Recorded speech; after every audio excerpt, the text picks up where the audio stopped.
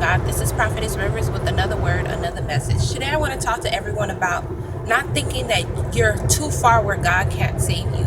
If you look at the prodigal son, he went far out. If you look at the lady that swept her house because she had a lost coin, she swept until she found that one coin.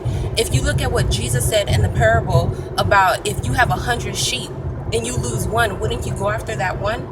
Well, who's to say that you're not that one? Don't think that your life has been so bad or that you've done so much wrong in your life that you can't go back to God. Because in each situation, if you look at the stories clearly and correctly, they all rejoiced when they found it.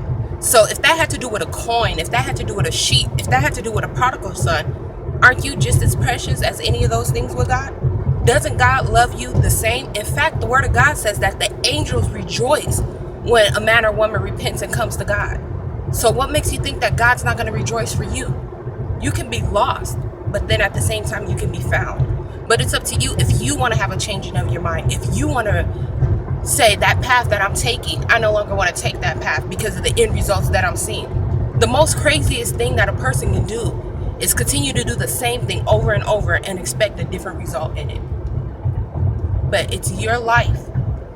But by it being your life, God does care for you. Don't think that your life is too far off where He won't reach out and grab you.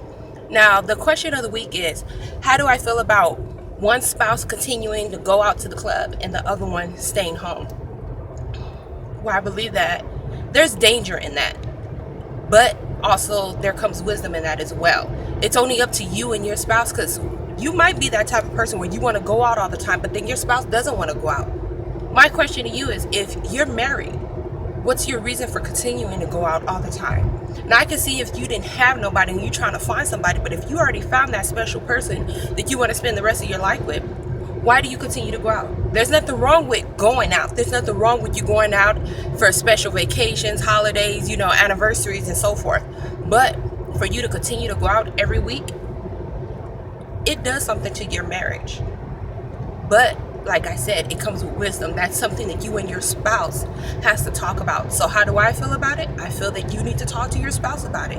And you guys need to be committed to each other and not to them streets. Because at the end of the day, when them streets do you wrong, you're going to have your spouse. Remember, I love you, God loves you, and all that you do, give God the honor, glory, and praise. To God be the glory.